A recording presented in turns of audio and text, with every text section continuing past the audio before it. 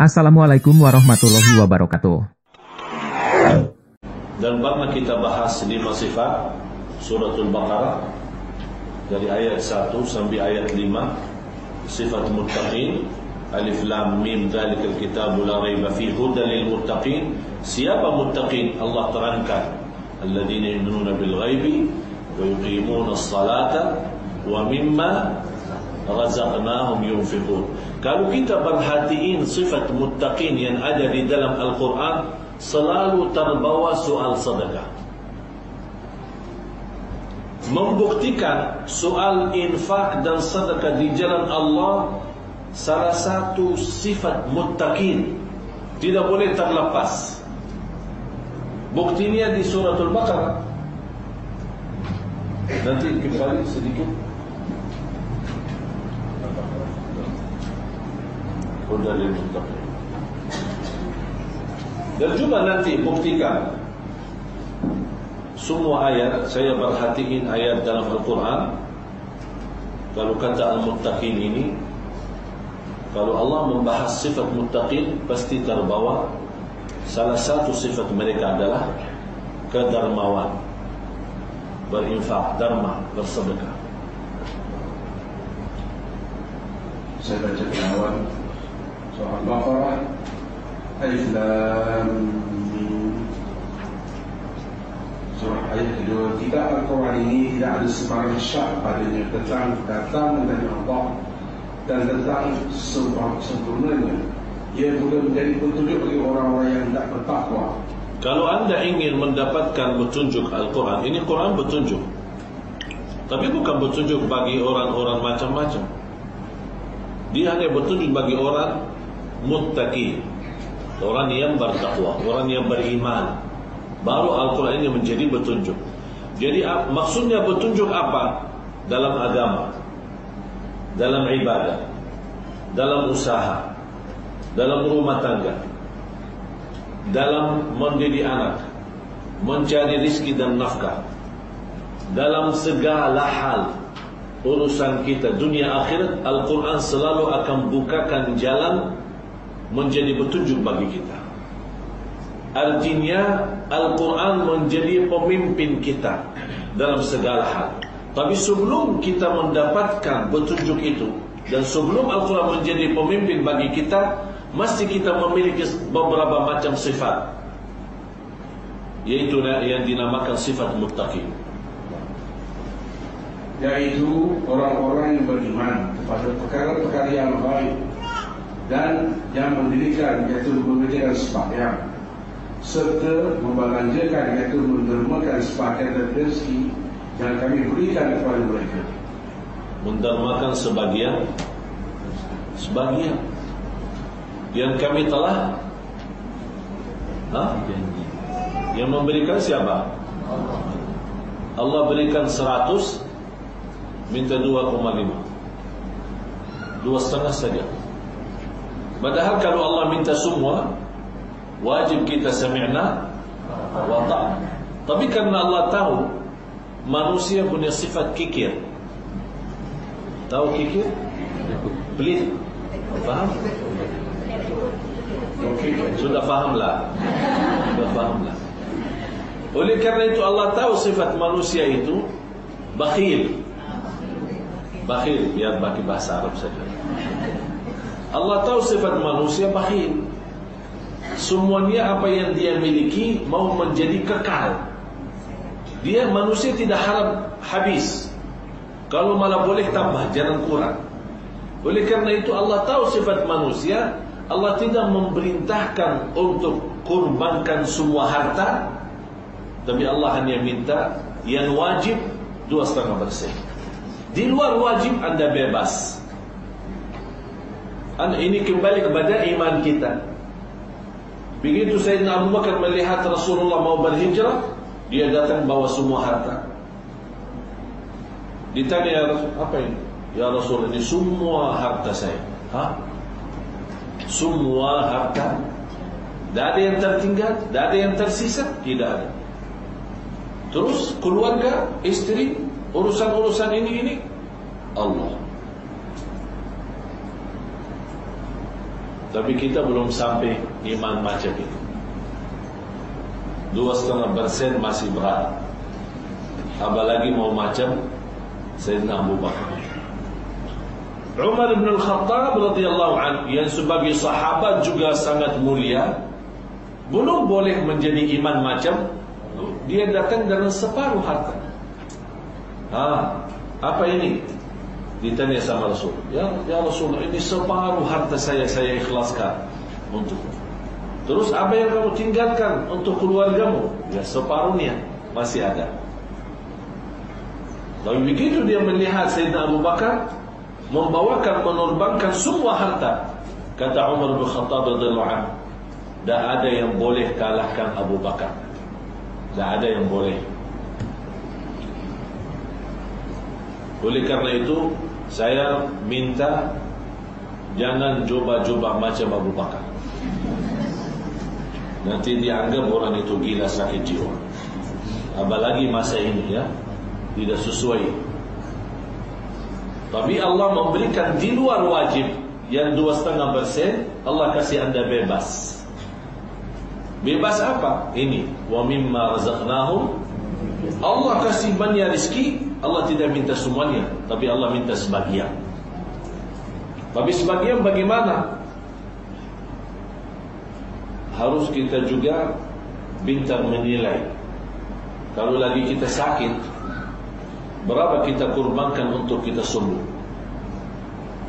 Berobat sana sini, habis berapa ribu ringgit, belum berhasil, berangkat ke luar negeri.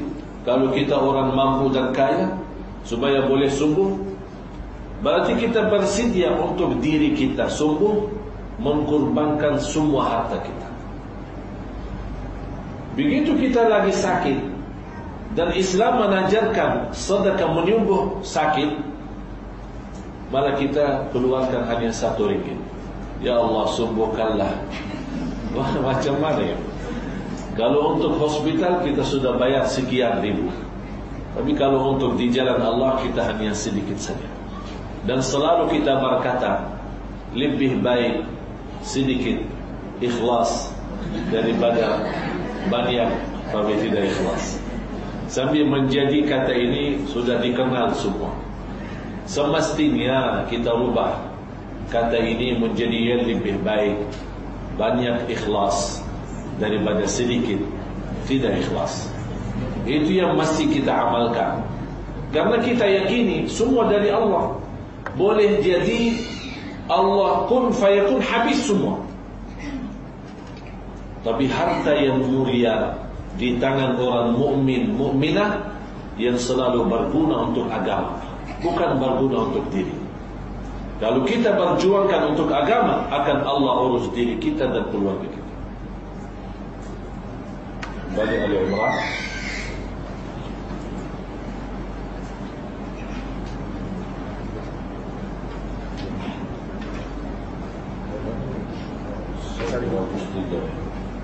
Tiga.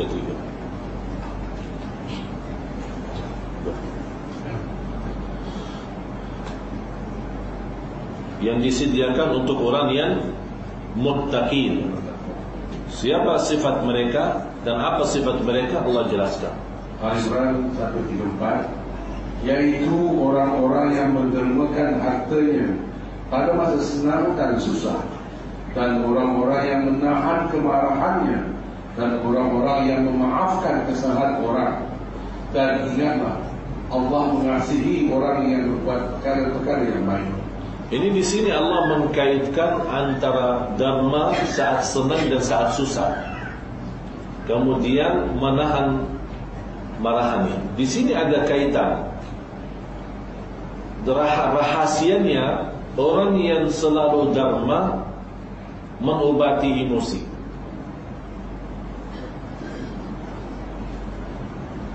Walaupun di antara sifat mereka adalah boleh menahan marahannya, kalau anda sendiri tidak mampu menahan marahannya, coba bersedekah. Ini salah satu latihan menjadi tugas anda semua. Kalau anda mendengar berita tidak bagus terhadap suami, ada emosi, Sebelum anda punya respon, marah, sakit hati, berantem, protes, minta cerai, sebelum apa-apa, coba bersedekah dulu. Apalagi kalau bisa ambil air wudu, karena saat kita lagi marah, syaitan menyalakan emosi kita. Syaitan selalu samping kita. Biar marah, muncul banyak macam-macam waswas, terbayang bermacam-macam fitnah. Tapi begitu kita ambil wudu, air wudu, akan Allah padamkan marahan dan syaitan menjauh. Dari situ kita mampu menatasi. Dan hal tersebut itu tidak akan datang sendiri, kecuali dalam sabar. Dalam kesabaran kita boleh. Nanti saya akan bawakan cerita-cerita bagaimana kemuliaan sabar bagi orang-orang yang salih-salih. Ayat 35. Seterusnya Tetap di 34. 34 seterusnya, yaitu orang-orang yang mendermakan hartanya pada masa senang dan susah. Dan saya sekarang bertanya, siapa yang susah? Siapa yang lagi susah? Angkat tangan. Hah? Tak ada yang susah? Semua senang? Yang benarlah. Yang benarlah. Ini kan nampak dari mata-mata. Semuanya susah. Walaupun ada senang, tapi mesti ada susah. Yakini anda sekalian, tak ada di dunia ini tanpa susah. Selama kita masih belum masuk surga, namanya susah. Kalau sudah nyaman, dua kaki ini sudah berlangkah masuk dalam surga, baru senang. Imam Ahmad Hanbali, yang kita kenal sebagai Imam Ahlus Sunnah wal Jamaah, orang yang berjuang dengan ilmu yang luar biasa, sambil diikuti dalam mazhab yang namanya mazhab Hanbali, disarankan sama istrinya suruh istirahat karena dia sibuk, disambungkan pagi, siang sama malam. Malam sibuk salat malam, pagi siang sibuk mengajar dan belajar, menulis buku-buku hadis. Ditanya sama istirahatlah. Apa jawabannya beliau? Saya boleh istirahat kalau dua kaki sudah di dalam surga, baru boleh senang istirahat. Sampai dia berkata, saya belum yakin senang, belum yakin istirahat sepenuhnya. Kalau satu kaki di dalam surga, yang satu lagi masih di luar, belum yakin. Biar dua-duanya dulu masuk. Coba bayangkan, kita belum langkah pertama saja belum, bagaimana kita senang?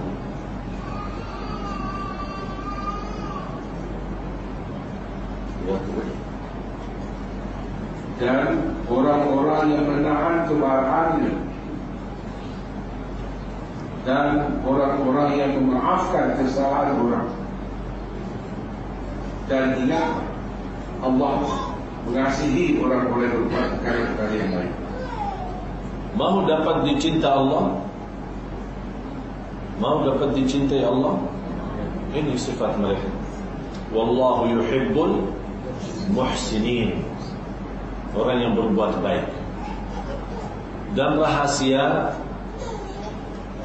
yang saya pernah sampaikan, di antara rahasia sedekah itu adalah sedekah yang rahasia. Kan ada sedekah dua kan? Ada sedekah terang-terangan, ada sedekah rahasia.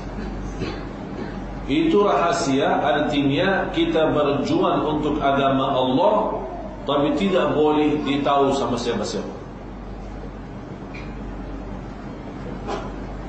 Hanya Allah saja yang tahu apa yang kita dermakan dan untuk apa yang kita dermakan.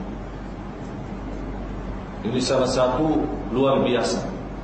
Contohnya, salah satu cucunya Ali bin Abi Thalib radhiyallahu anhu, Zainul Abidin, Al-Imam Zainul Abidin, seorang ulama besar di kota Madinah, dan beliau dimakamkan di Baqi', Madinah. Beliau kalau malam hari dia keluar membawa beras, dia sendiri angkat dan membagikan kepada rumah-rumah orang miskin yang ada di kota Madinah. Sudah lewat lebih dari 40 tahun dia kerjakan macam itu, tidak ada yang tahu. Begitu beliau meninggal dunia, orang miskin yang biasa keluar subuh mau salat di masjid, ketemu sedekahnya di luar. Di pas subuh, pas meninggal dunia Zainul Abidin, mereka keluar mau kunjung masjid. Biasanya mana beras ini, hari ini tidak ada. Kehilangan sedekah. Dinamakan oleh ulama sedekah malam. Sedekah malam maksudnya sedekah rahasia. Tak ada yang tahu. Tapi mereka terbawa cerita kehilangan sedekah malam. Sudah tidak ada lagi sedekah malam. Pas saat dimandikan, baru ketahuan siapa itu orangnya. Dan itulah rahasia Allah. Barang siapa yang menutupi satu kebaikan atau satu keburukan dan tidak ada malunya sama Allah, ada satu saat akan Allah buka. Kalau kita ikhlas menutupi satu amalan kebaikan, nanti ada satu saat Allah akan sebarkan. Kita hidup atau kita sudah meninggal, Allah tunjukkan kebaikan kita kepada semua manusia. Bukan kita yang buka, tapi Allah yang buka. Semacam Imam Zainul Abidin, begitu dimandikan, malah bingungnya pas dimandikan bekas hitam, karena saking sering bawa beras, lama-lama menjadi bekas hitam. Saat dimandikan, oh ini orangnya. Alhamdulillah jamaah sekalian, kalau boleh kita meninggal dunia, yang hanya dikenal oleh manusia adalah kebaikan kita, bukan dosa maksiat kita. Itu yang kita harapkan. Kita meninggal dunia, tapi yang tersisa di dunia ini, walaupun kita masuk di bawah bumi, tapi yang masih di atas bumi adalah nama baik kita, amal salih kita yang terbawa ceritanya antara seluruh masa demi masa demi masa. Oleh karena itu, Allah subhanahu wa ta'ala merahasiakan dan mensembunyikan waliullah di antara makhluknya. Kita tidak tahu siapa waliullah. Allah sembunyikan waliullah di antara makhluknya. Boleh jadi tukang sapu yang di jalan waliullah, tapi kita tidak tahu. Boleh anda menjadi waliullah, tapi tidak tahu. Allah rahasiakan. Yang kedua, Allah rahasiakan ridha di antara taatnya kepada Allah. Jadi di antara banyak macam taat, salah satunya ada di situ, di dalamnya ridha Allah. Kalau kita sudah mendapatkan taat itu dan mendapatkan ridha Allah, akan bahagia selama-lamanya. Tapi kita tidak tahu yang mana taat itu yang boleh lewat taat itu kita dapat ridha Allah. Boleh anda jamaah sekalian mendapatkan kelebihan ibadah, anda senang beribadah, tapi ada salah satunya yang anda suka lebih daripada yang lain. Ada di antara anda yang suka salat malam, ada yang suka berderma, ada yang suka puasa, ada yang suka silaturahim, ada yang suka bantu anak yatim. Macam-macam amalan kita. Jaga setiap amal salih kita punya sebagian, Tapi di antara amal salih kita punya kelebihan. Jangan berusaha memiliki kelebihan dalam seluruh amal, itu sulit. Tapi anda usahakan setiap ada amal salih, kesempatan amal salih kita punya sebagian. Tapi di antara amal salih, satu-satunya kita berikan perhatian sepenuhnya. Mempunyai kelebihan di dalam ibadah itu.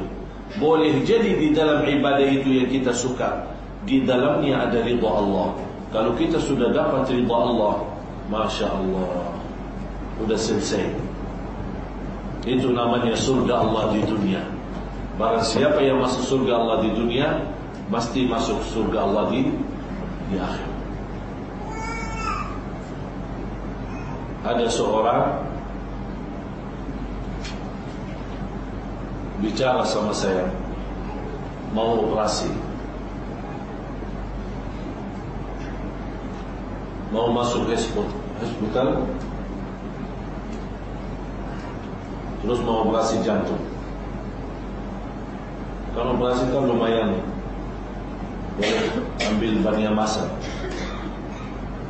Dia bertanya sama saya, tolong kasih saya nasihat, apa yang saya boleh berbuat kalau saya lagi di dalam bilik operasi. Karena lumayan lama bisa. Saya sampaikan sama dia, begitu anda mau mulai operasi, minta sama dokter sebelum mulai operasi, saya mau salat 2 rakaat.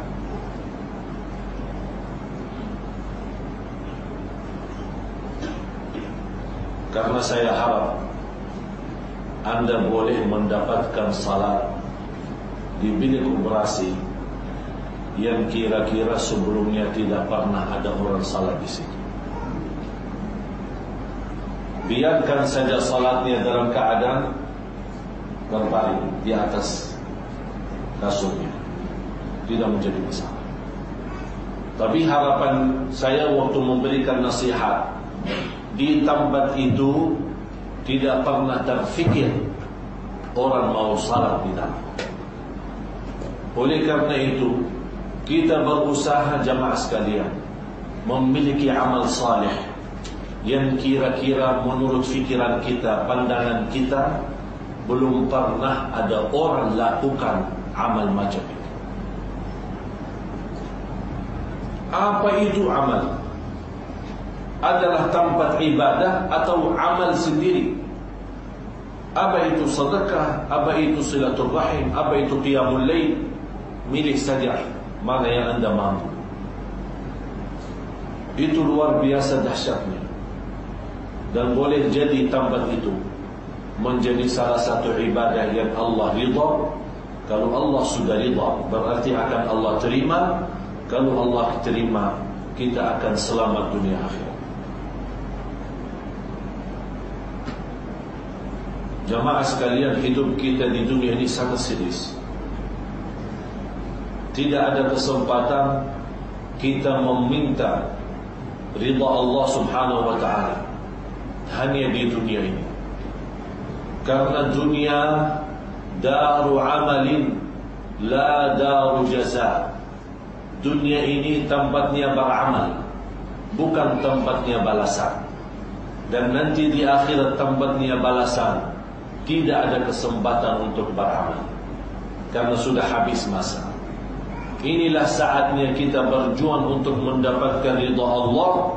Kalau sudah habis masa ini, jangan harap lagi. Oleh karena itu kita menghitungkan setiap titik dalam kehidupan kita. Karena boleh jadi ada satu hal, kun fayakun, habis yang kita miliki semua. Sebagaimana cerita seorang yang kaya raya, yang menjadi seorang yang terkaya di lingkungan keluarganya, memiliki unta sekian, memiliki kambing sekian, Di luar itu harta yang segitu banyak, keluarga segitu besar. Dia berjalan dan tidak pernah terbayang Allah menunjukkan sebuah takdir yang dahsyat. Tapi inilah menjadi cubaan bagi orang itu. Dia berjalan di padang pasir, merasa aman, dan tidak ada pernah terbayang boleh jadi kekayaan itu boleh habis dan hancur dalam satu masa. Sedang berjalan, terjadi banjir besar. Apa yang terjadi habis banjir itu? Habis semua keluarganya tenggelam, semuanya mati. Hartanya hancur, untanya diambil sama banjir. Tidak ada satu pun. Hanya yang dia tersisa, dia masih hidup. Dan ketemu satu unta yang tersisa menjadi kendaraan untuk dia berjalan, teruskan perjalanan. Dan ada satu anak kecil yang masih usia baru beberapa bulan, Allah juga selamatkan.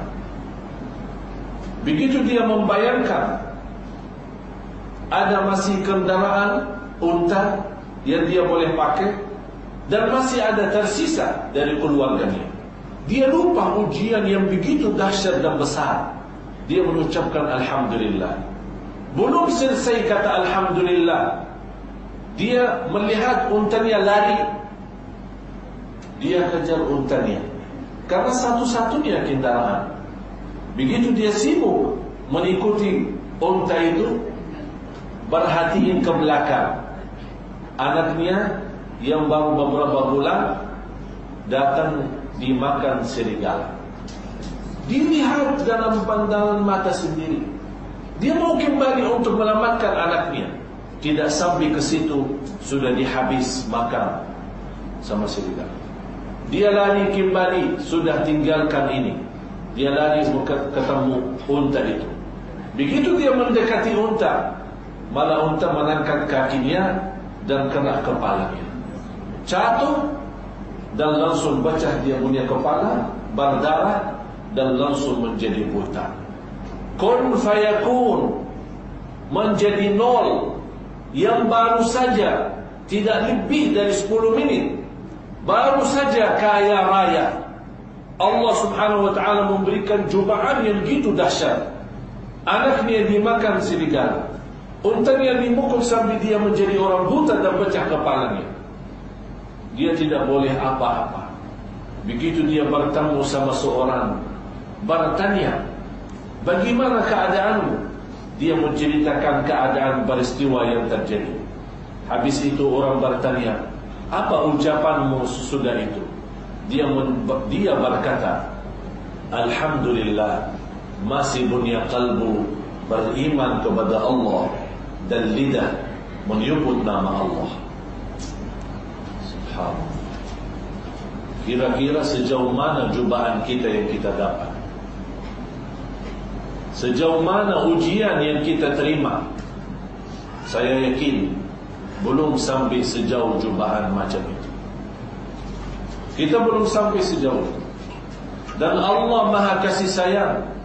Allah Maha tahu keadaan dan kondisi iman kita. Oleh karena itu Allah berikan cubaan yang sesuai iman kita. Karena Allah tidak mau saat kita diuji dan diberikan cubaan menjadi orang gila. Tapi Allah tahu imannya masih baru sekian. Allah berikan cubaan yang sesuai iman. Itulah luar biasa hikmah daripada Allah subhanahu wa ta'ala. Dan kita menjadi tanda dan pelajaran bagi kita semua. Allah Maha kasih sayang. Dan Allah tidak mungkin menyakiti hamba-hambanya. Dan tidak pernah mensulitkan hamba. Tapi hamba yang suka mensusahkan diri sendiri. Wa ma zalamnahum walakin kanu anfusahum yadhlimun. Kami tidak pernah menzalimi hamba, tapi hamba pun suka menzalimi dirinya sendiri. Ada yang lebih dahsyat lagi. Seorang dokter, beliau menceritakan kepada saya, tiba-tiba ditelepon sama hospital, disuruh datang, ada darurat. Ada seorang anak yang baru habis kecelakaan, diminta datang untuk operasi.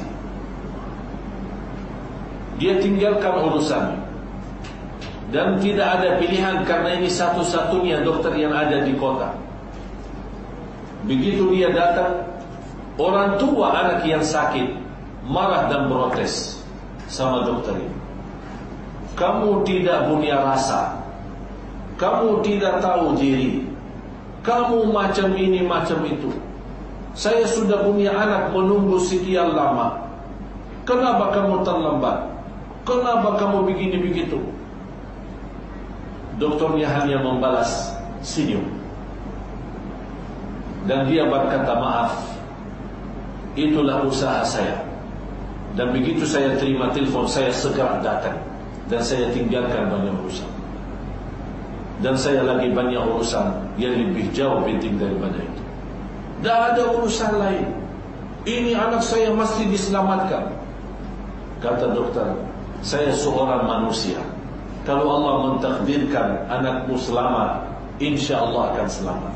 Tapi kalau Allah mentakdirkan anakmu mati, saya tidak boleh berbuat apa-apa. Udah, tak usah bagi ceramah. Kalau perasaanmu semacam perasaan saya, tak boleh bagi ceramah macam itu. Udah sana, jalankan tugasmu saja. Heran dokter ini. Dia langsung masuk kamar operasi dan mengoperasi. Alhamdulillah, dalam sekian waktu, beberapa jam, dokternya keluar dan menyampaikan kepada orang tua yang sakit, anak sakit itu, alhamdulillah anakmu telah diselamatkan dan anakmu insyaAllah baik. Tunggu saja sebentar, nanti ada perawat yang akan menyampaikan selanjutnya. Langsung ditinggal. Orang itu marah. Dokter, saya mau bicara lagi. Dokternya tidak memberikan perhatian dan terus keluar. Begitu tidak lama keluar, perawat yang membawa anak itu pindahkan kamar, pindahkan bilik, diperhatiin dan ditanya sama orang tuanya, kenapa ini dokter sombong? Mau bicara saja menanya bagaimana keadaan anak saya, tidak memberikan perhatian.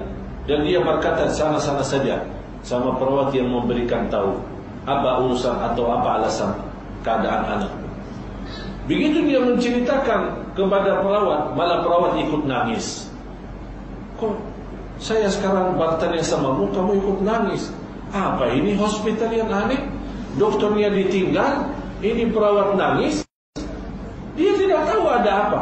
Ternyata perawat ini menceritakan, saya nangis biar kamu tahu, dokter ini baru saja anaknya meninggal dunia dan dia sekarang lagi menguburkan anaknya. Tapi karena kami telepon, dia tinggalkan kuburan anaknya, datang untuk mengurus anakmu. Biar kamu tahu saja. Subhanallah. Ternyata dokter ini mempunyai masalah lebih besar daripada masalah ayah itu. Tapi ayah itu tidak boleh tahan dan tidak boleh sabar. Tapi coba lihat dokternya tidak melebihi daripada senyum dan berkata maaf. Itulah dahsyatnya sabar. Inna lillahi wa inna ilaihi raji'un. Orang yang selalu percaya dan meyakini setiap cubaan, dia segera mengucapkan alhamdulillah, inna lillahi wa inna ilaihi raji'un. Allah turunkan malaikat saat dapat ujian oleh hamba Allah subhanahu wa ta'ala, seorang hamba Allah. Allah turunkan malaikat, Allah bertanya. Nanti habis malaikat pulang, Allah bertanya kepada malaikat, apa kata hambaku? Telah aku memberikan cubaan dan ujian. Kata malaikat, ya Allah, hambamu menjawab, alhamdulillah, inna lillah wa inna ilaihi raji'un. Allah perintahkan malaikatnya, bangunkanlah untuk hambaku istana di dalam surga. Dan diberikan nama istana itu, nama istana Al-Hamd. Kenapa dinamakan istana Alhamd? Kalau saat kita menghadapi sebuah cubaan dan ujian, karena kita mengucapkan kata Alhamdulillah.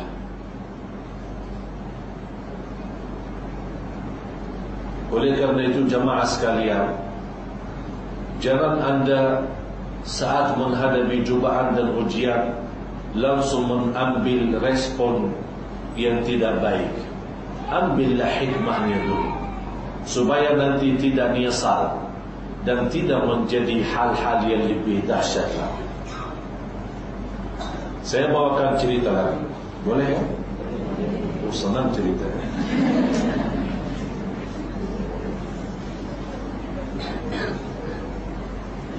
Dan semua cerita yang saya ceritakan itu bukan lewat buku, bukan, ini peristiwa betul-betul terjadi. Dan ini yang terakhir baru beberapa minggu lalu. Ini terjadi bersama keluarga yang saya kenal baik. Dan keluarga itu keluarga mampu, keluarga kaya. Dan ibu yang menceritakan keadaan suaminya dan anaknya. Ada seorang anak yang orang tuanya mampu termasuk kaya.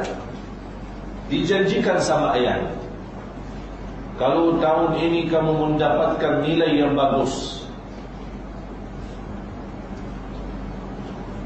saya akan memberikan hadiah yang besar bagimu. Kata anak, saya mau satu kereta yang terbaru sesuai keinginannya.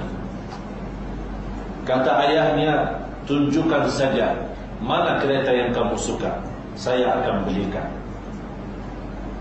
Tapi dengan syarat, kamu teruskan belajar dan mesti mendapatkan nilai yang bagus, baru saya akan berikan hadiah itu. Anak itu percaya kepada perjanjian ayahnya, dan dia berjuang, bersemangat belajar. Di semester yang satu, dia mendapatkan nilai 96 daripada 100.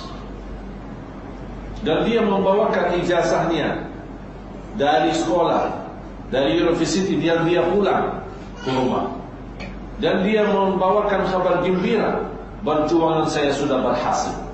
Ketemu ibunya, bertanya, mana ayahku? Ayahku ada di dalam bilik.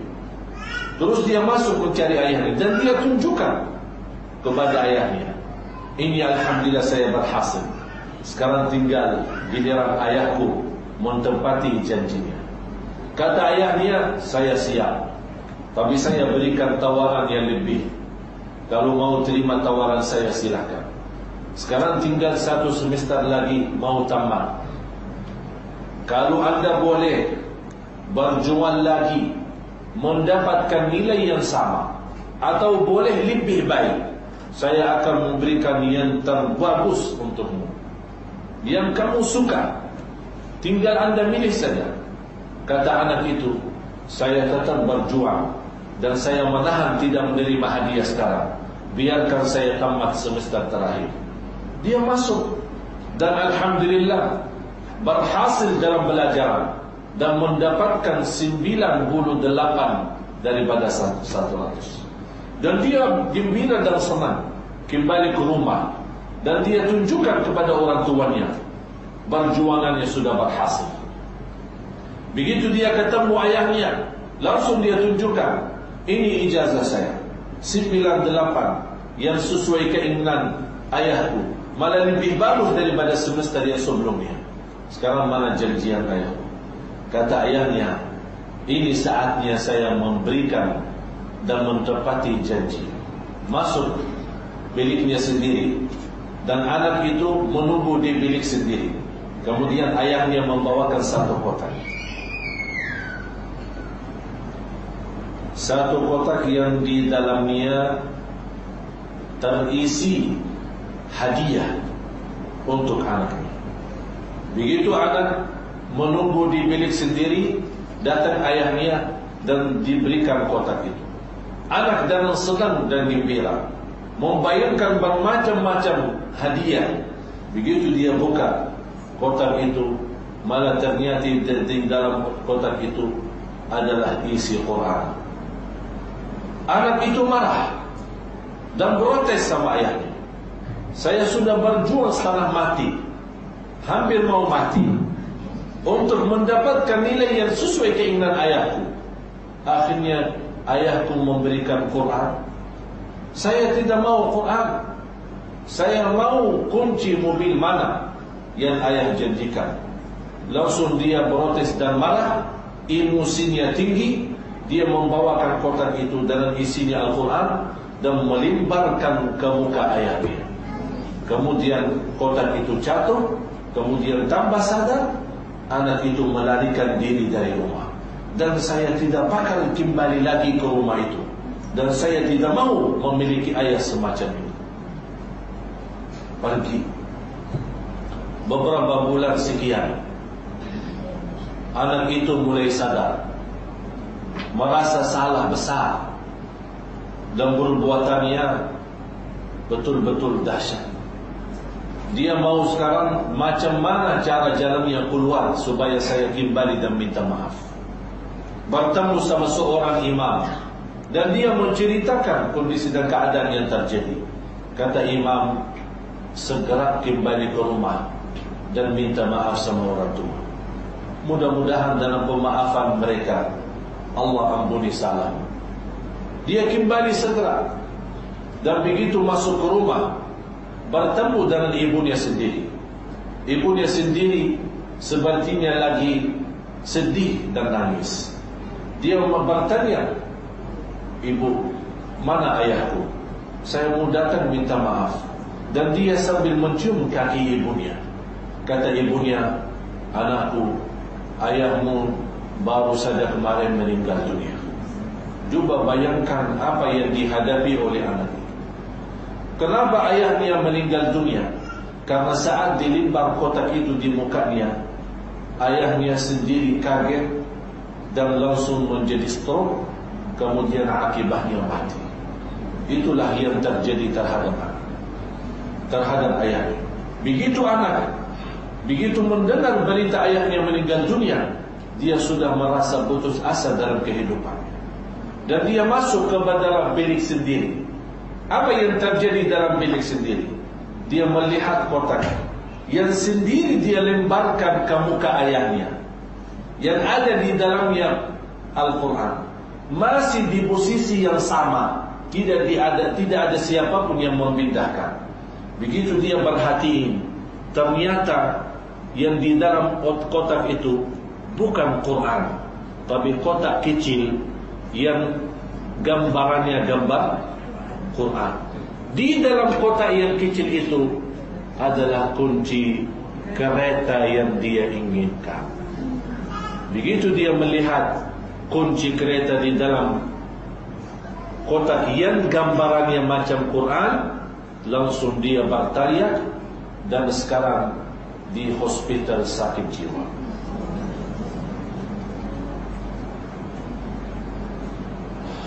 Coba bayangkan bagaimana takdir berjalan. Kalau dia sebagai orang anak menahan emosi dan dia menerima hadiah dengan apa adanya, dan dia buka sendiri dengan tenang, pasti di dalamnya bertemu kunci yang dia mau, yang dia pesankan, yang dia ingin berikan. Cuma begitulah takdir Allah menjadi berjalan. Dan ini kita mengambil hikmah dan pelajaran. Jangan memberikan keputusan terhadap sesuatu kalau kita belum memahami apa hikmahnya. Bersabarlah dulu, lihat dulu, baru ambil keputusan. Atau kalau kita keburu memberikan keputusan, nunggulah akibat keputusan kita. Dan risikonya boleh banyak, semacam anak ini yang masih muda sekali, dan Allah memberikan luar biasa gagahnya dalam harta yang dimiliki oleh keluarganya, tapi karena risiko mengambil keputusan cepat, dia tidak percaya di dalam, ternyata dia berfikir Quran, bukan berfikir ada kunci di dalamnya. Akibatnya sekarang tidak tahu, Allah Maha tahu berapa lama akan menjadi orang sakit jiwa. Nauzubillah. Jemaah sekalian, ini menjadi pelajaran bagi kita semua. Yang saya fikirkan, jangan sampai Allah jadikan kita pelajaran untuk orang lain. Faham? Ini anak yang sakit jiwa, ayahnya yang meninggal dunia karena stroke. Ini menjadi pelajaran bagi siapa? Bagi kita. Jangan sampai jamaah sekalian kita menjadi pelajaran untuk orang lain. Jangan orang mengambil hikmah daripada kita, tapi kita mengambil hikmah dari apa yang kita hadapi sehari-hari, supaya Allah selamatkan dari hal-hal yang kita tidak inginkan dan kita tidak harapkan. Dahsyat kekuasaan Allah, dan semuanya berjalan dengan tuntunan Allah, tidak boleh terlepas. Oleh karena itu, tidak ada arti kalau kita emosi, dan tidak ada arti kalau kita marah, dan tidak ada arti kalau kita mengambil keputusan yang tidak sesuai, atau tidak ada arti kalau kita buruk sangka terhadap orang lain. Hanya saja kita yakini semuanya atas izin Allah, dan semuanya di tangan Allah, dan yakini Allah akan memberikan yang terbaik. Kalau kita percaya, barang siapa yang baik sangka kepada Allah, akan Allah berikan yang lebih baik. Dan barang siapa yang buruk sangka terhadap Allah, akan Allah berikan yang lebih buruk. Tinggal anda milih. Supaya kita tunjukkan dahsyat Allah dan kekuasaannya, saya akhiri satu cerita lagi.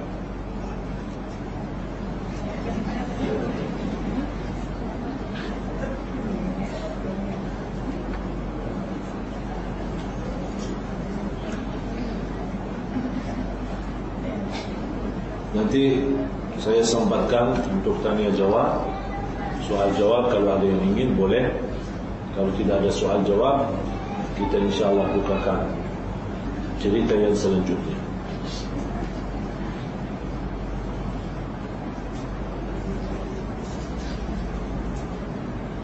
Itu cerita terjadi di masa cukup lama. Ada seorang saleh memiliki istri sedang hamil, dan orang saleh itu ada niat untuk pergi haji, dan dia sampaikan kepada istrinya, saya mau pergi haji.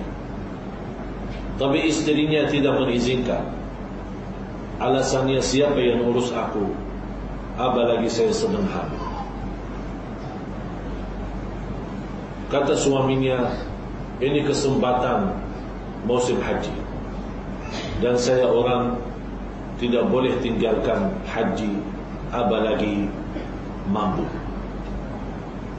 Begitu orang itu keluar, sudah sampai ke pintu rumah menuju keluar, ditanya sama istrinya, kalau saya tidak takut untuk suami tinggalkan, karena saya tahu suami lagi beribadah, tapi bagaimana anak saya yang sedang saya hamil?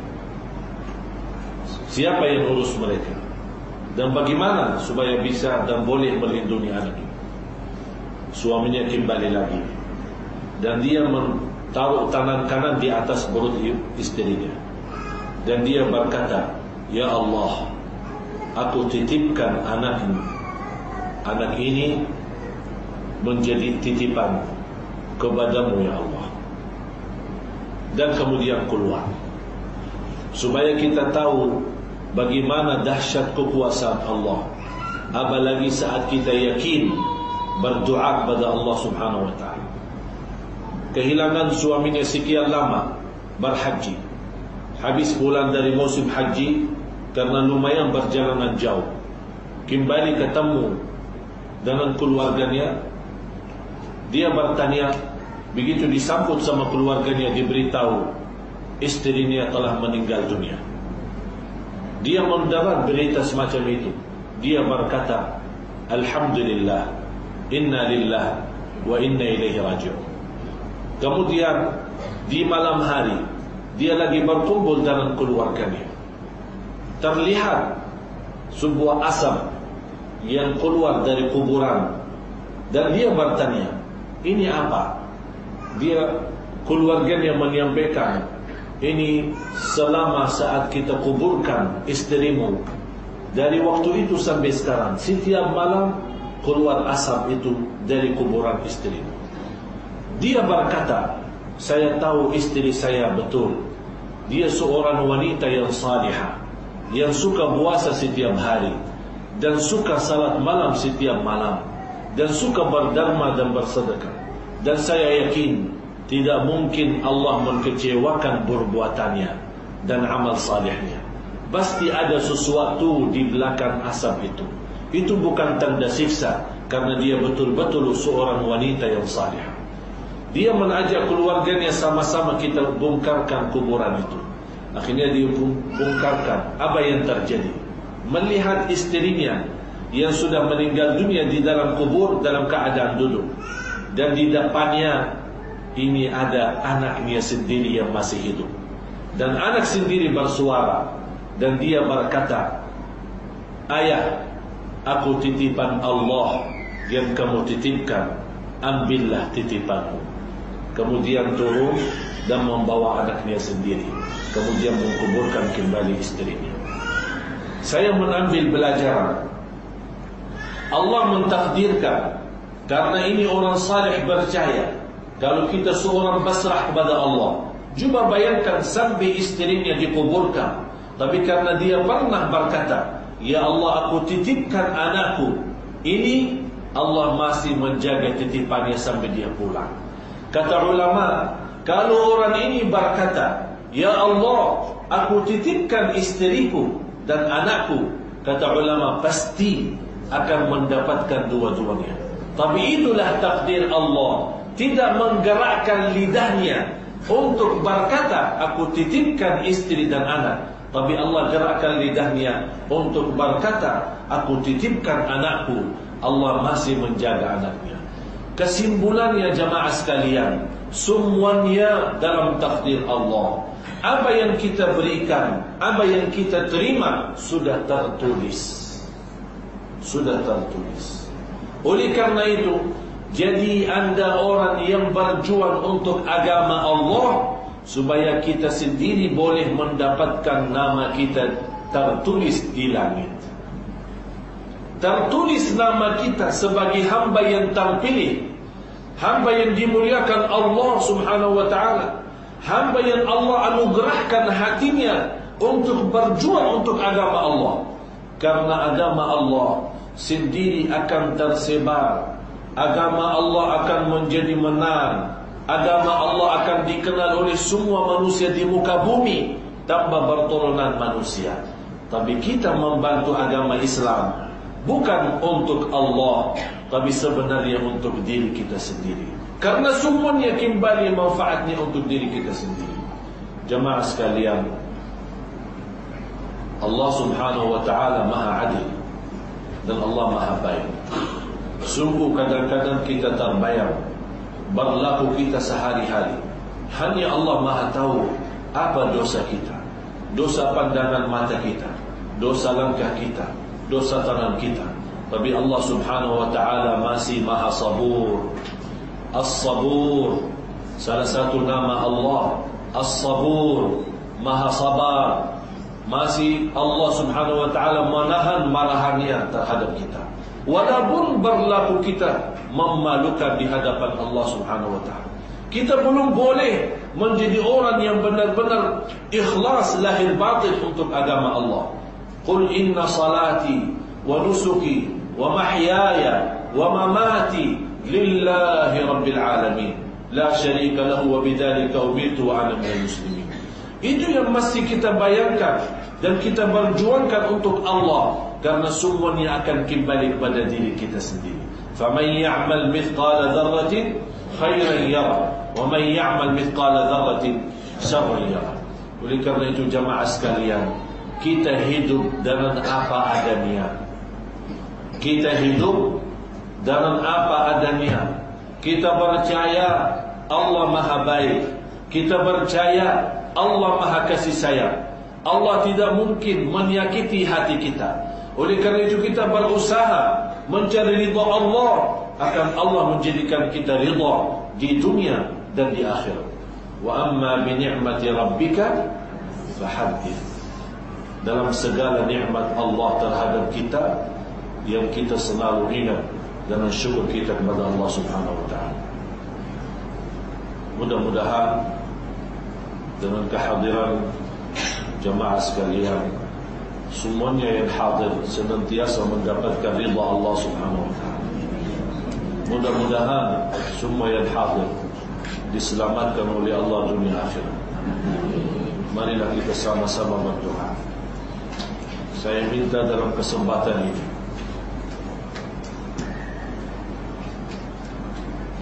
apalagi di tahun baru Hijriah,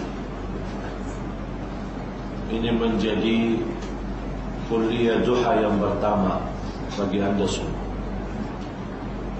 Kita berazam dan nawaitu, dalam kedatangan tahun baru Hijriah, kita menjadi orang yang baru, menjadi orang yang berhijrah dari segala keburukan kepada kebaikan, segala kebatilan kepada kebenaran. Berhijrah yang terutama hijrah kalbu, hijrah dari cinta dunia menjadi cinta akhirat, hijrah daripada mencinta harta menjadi cinta Allah dan Rasulnya. Kalbu memiliki istimewa yang luar biasa.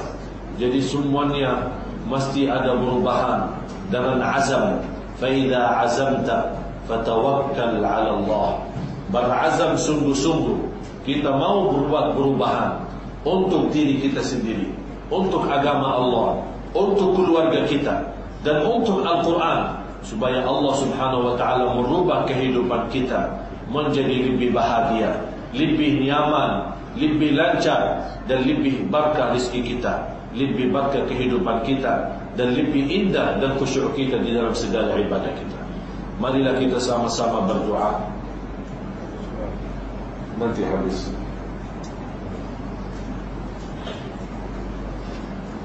Tolong hadirkan kalbunya, bukakan hatinya saat kita berdoa. Allah Maha melihat dan Maha mendengar.